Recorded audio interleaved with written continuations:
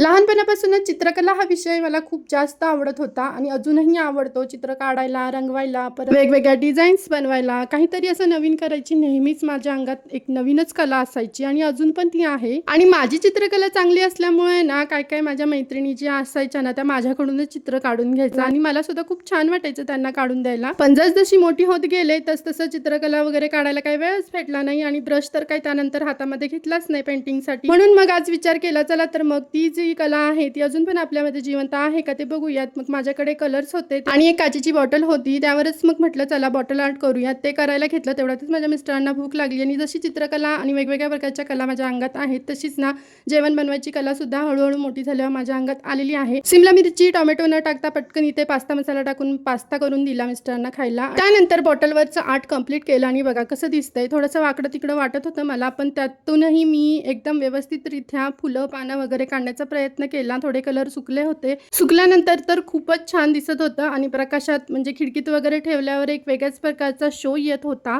खरंच लहानपणी जी कला आपल्या अंगात असते ना ती शेवटपर्यंत जिवंत ठेवता आली पाहिजे आणि ठेवलीच पाहिजे प्रत्येकाने. आता या बॉटलचा वापर मी शो सारखा कसा करणार आहे ते मी तुम्हाला नेक्स्ट व्लॉग मध्ये सांगते. तोपर्यंत तुम्ही लाईक, शेअर, सबस्क्राईब आणि फॉलो करायला विसरू नका. बाय.